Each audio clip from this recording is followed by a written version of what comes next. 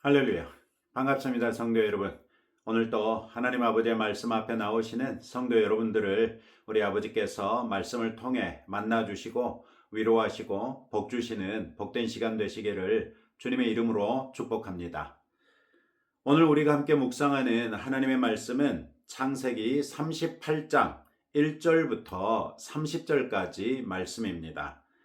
오늘의 성경에서 유다의 며느리 다말은 스스로를 창녀로 변장하여 시아버지에게서 두 아들을 낳습니다. 창세기 38장은 두 가지 면에서 우리를 당혹해 합니다. 첫째는 37장에서 요셉의 이야기가 시작됐는데 바로 다음 장에서 요셉과 상관없는 유다의 이야기가 끼어든다는 것이고, 두 번째는 그렇게 막간극처럼 끼어든 요셉의 이야기가 윤리적으로는 근친상간이라는 충격적인 사건을 다루고 있다는 점입니다. 이 당혹감을 해소할 수 있는 비밀이 1절 소두에 그 후에라는 말에 담겨 있습니다. 유다에 관한 사건이 형제들이 요셉을 미디안 상인에게 팔아버린 이후에 일어난 일이라는 것입니다. 그리고 오늘의 성경이 말씀하고 있는 것처럼 유다의 세 아들들이 아내를 맞이할 정도까지 장성하려면 최소한 20년 정도는 넘었어야만 했을 것입니다. 그렇다면 17세에 팔린 요셉이 30세에 총리 대신이 됐으니까 오늘의 사건이 일어난 때는 7년 풍년에 이은 7년 흉년이 막 시작될 무렵이었거나 아니면 온 가족이 이집트로 내려가기 직전에 유다의 사건이 일어났을 것입니다. 물론 이 기간 동안 야곱의 가족과 요셉의 형제들에게는 무수히 많은 일들이 있었겠지요. 그 무수히 많은 사건들 가운데 성경 기자는 유다의 결혼식과 세 아들들, 또 첫째 며느리 다말, 그리고 다말과 유다 사이에 태어난 아이들에게 주목합니다. 이 사건이 성경에 기록되기에는 심히 부적절해 보이는 근친상간 사건이기 때문이 아니라 바로 이렇게 태어난 베레스를 통해서 예수님에게까지 이어지는 언약 계보가 끊길 위기를 극복하기 때문입니다. 사람들은 너무나도 흥미진진한 요셉의 인생 이야기에 집중할 때에 하나님의 눈길은 요셉뿐만 아니라 유다가 다말을 통해 베레스를 낳은 것 또한 주목할 것을 말씀하시지요. 요셉은 장차 강대국 이집트의 압제에 섞인 보호 아래 이스라엘이 장정만 60만 명에 이르는 큰 민족으로 번식하는데 결정적인 역할을 합니다.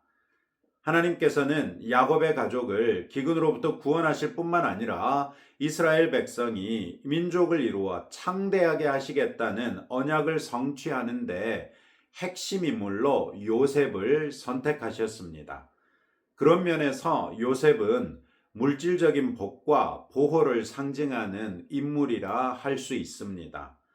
이에 반해 인류 구원이라는 하나님의 큰 그림은 예수 그리스도를 중심으로 이루어지지요. 예수님이 인류 구원의 핵심 사역인 십자가 위에서의 대속적 죽음을 이루시려면 반드시 이 세상에 오셔야만 했죠. 하나님께서는 이 일을 위하여 유다의 후손을 선택하셨고, 이 유다에게서 베레스로 이어지는 계보에서 다윗 왕이 나오고, 또 같은 계보에서 먼 훗날 예수님이 탄생하시기에 이릅니다. 그런 면에서 유다와 다말 사이에서 태어난 베레스는 영적이고 언약 계보를 이어가는 상징적인 인물이 되는 것이지요. 요셉 이야기가 시작된 이후에 갑작스럽게 끼어든 유다의 사건은 우리 인생에도 마치 새치기 하듯 끼어드는 뜻밖의 사건이 하나님의 뜻을 이루는데 필수적인 일이 될 수도 있다는 것을 시사합니다.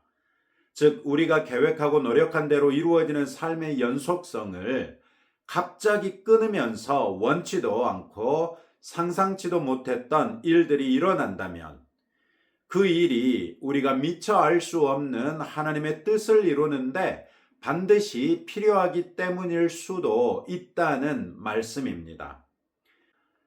이러한 사실은 우리가 삶의 변수를 대하는 태도에 깊은 교훈을 줍니다.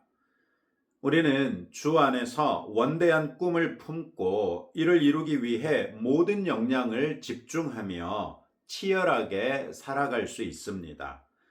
그러나 이 과도한 몰입은 자칫 우리를 경직된 완벽주의에 빠지게 해서 계획에 없던 뜻밖의 상황들을 쉽게 배척하게 만들곤 합니다. 오늘의 성경에서 당혹스러운 사건이 도리어 하나님의 위대한 뜻을 이루는 핵심 통로가 되었다는 것을 상기할 필요가 있습니다. 전지하신 하나님께서는 우리가 통제할 수 없는 변수들까지도 사용하셔서 얼마든지 뜻을 이루시는 하나님이시지요.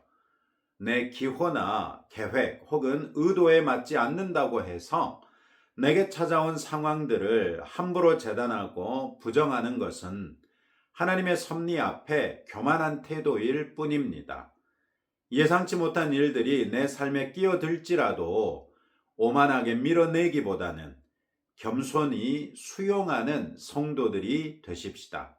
그 모든 순간을 주님의 뜻 안에서 해석하기 위해서 노력하면서 하나님께서 원하시는 바가 무엇인지 잠잠히 여쭙고 궁리하는 지혜로운 태도를 가질 수 있는 저와 여러분 되시기를 바랍니다. 유다는 아버지 집에서 독립하여 아둘람으로 내려가서 그곳 사람 히라와 가깝게 지냅니다. 이 당시 야곱은 헤브론에 머물렀던 것으로 추정되는데 헤브론은 예루살렘 정남쪽으로 약 30km 정도 떨어져 있고 아둘람은 예루살렘으로부터는 남서쪽 약 25km 정도 있고 헤브론으로부터는 북서쪽으로 약 20km 정도 떨어져 있습니다.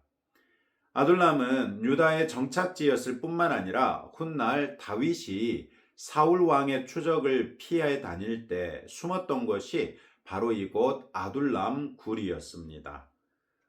유다는 해발 900에서 1000m 정도 되었던 산악지대인 헤브론으로부터 20km 정도에 걸쳐서 해발 300m에서 400m 정도의 구릉지대인 아둘람으로까지 점점점 내려가서 가나안 족속들에게 가깝게 이동한 것입니다.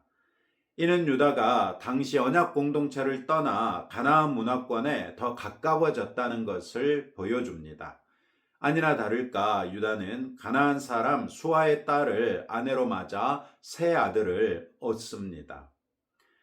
유다는 장남 엘을 위하여 다말을 아내로 들였으나 오늘의 성경 7절은 엘이 여호와 보시기에 악했으므로 하나님께서 그를 죽이셨다고 하지요. 당시의 습관에 따라 관습에 따라 둘째 아들 오난이 형수와 동침하여 아들을 낳아 형의 계보를 이어야만 했습니다. 그러나 9절에 의하면 오난은 그 아들이 자기 아들이 되지 못할 것을 알고 일부러 땅에 설정해버리고 이것을 악하게 보신 하나님께서 그 역시 죽이십니다. 졸지의 다말은 사람들이 보기에는 남편을 잡아먹는 여인이 됐고 이것을 두려워한 유다는 셀라마저 죽을 것을 두려워해서 다말을 친정집으로 보내며 수절하고 있으면 셀라가 장성할 때 보내겠다고 약속합니다.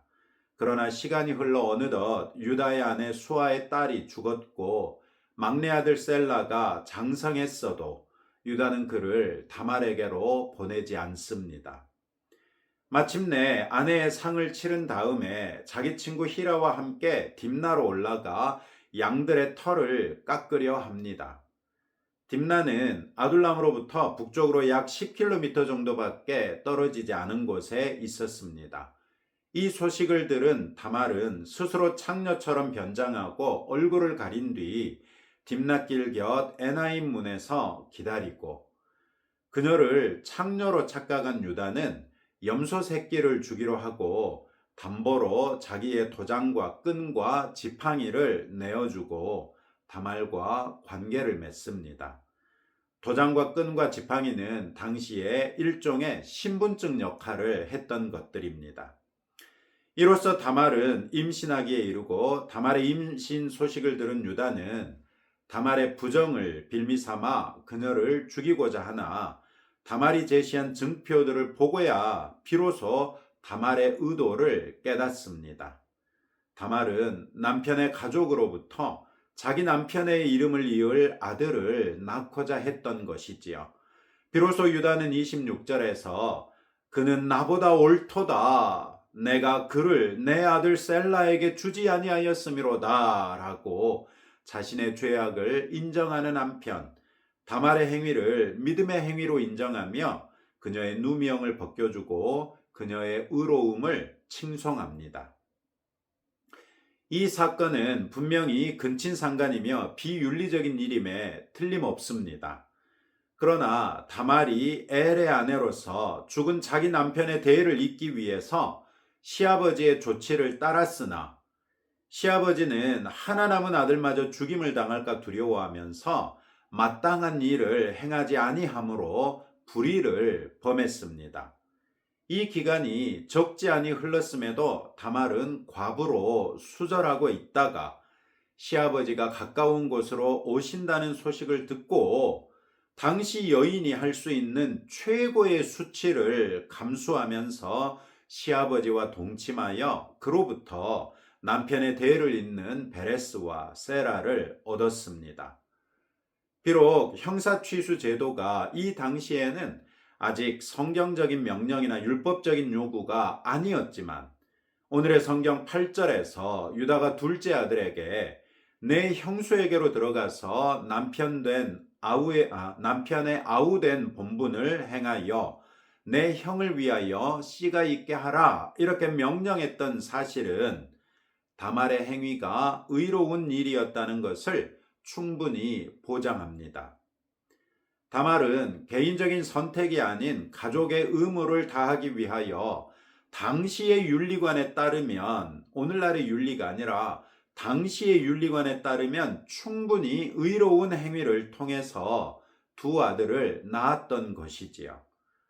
다말의 이러한 행위는 훗날 그녀와 비슷하게 남편을 잃고 남편의 집안에서 남편의 이름을 이을 만한 사람이 없는 완전한 절망 속에서도 시어머니를 향한 인애를 다했던 룻이 보아스를 통해 남편의 이름을 잇는 것에 선례가 되지요. 동시에 룻 역시 다말처럼 의로운 여인이 되어 영광스러운 예수님의 족보에 그 이름을 올리는 여인들이 되었지요. 이런 사실은 엘이나 오난처럼 하나님 보시기에 악한 사람들과는 달리 자신의 희생을 통해서라도 의를 이루려는 헌신된 여인들이 얼마나 하나님 보시기에 선했는지를 보여줍니다. 이 여인들의 헌신이 하나님의 뜻을 이루는데 귀하게 쓰임받은 것 역시 당연하다고 여길 수 있을 것입니다.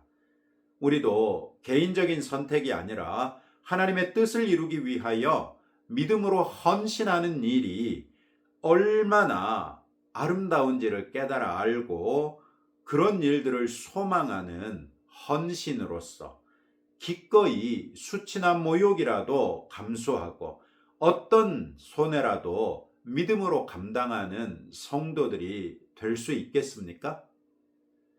그런 우리의 중심에 하나님을 존귀하게 여기는 마음이 있다면 하나님께서도 우리를 존귀하게 높이실 것을 역시 믿을 수 있을 것입니다. 오늘 또 이런 말씀을 붙들고 두 가지로 함께 기도하겠습니다. 내 삶에 일어나는 어떤 일이라도 주 안에서 받아들이고 하나님의 말씀을 빗대어 해석하며 그리스도인다운 삶을 살 수 있도록 더욱 노력하도록 기도하시고 하나님의 뜻을 이루기 위하여 어떤 수치나 모욕이라도 감수하고 어떤 손해라도 감당해냄으로써 하나님을 존귀하게 여기는 성도라고 증명될 수 있도록 함께 기도하겠습니다. 하나님 아버지 감사합니다. 오늘 다말의 헌신을 통하여 우리에게 귀한 교훈을 허락해 주셨습니다.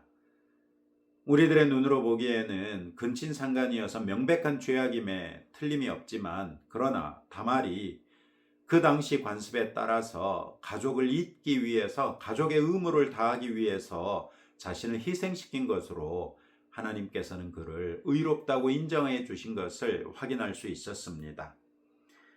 우리 삶에 어떤 일이라도 일어날 때에 주 안에서 그 일들을 받아들일 수 있는 주의 자녀가 되게 하사, 하나님의 말씀을 빗대어 또 해석하며 그리스도인다운 삶을 살기 위해서 더욱 힘쓰는 성도들이 되게 하시고, 다말처럼 하나님의 뜻을 이루기 위하여 어떤 수치나 모욕이라도 감수하고 또 어떤 손해라도 감당해 nem으로써 하나님을 존귀하게 여기는 성도로 하나님 앞에 인정받는 주의 자녀되게 하옵소서. 예수님 이름으로 기도합니다. 아멘. 어쩌면 여러분이 오늘 하루 지내는 동안에도 전혀 예상치 못했던 뜻밖의 일들이 일어날 수 있습니다. 당혹함이 있겠지만 그래도 주의 은혜 가운데서 잘 용납하고 수용하시면서 주님이 의도하신 것이 무엇일지 곰곰이 생각해보는 그런 하루 되시기를 주님의 이름으로 축복합니다.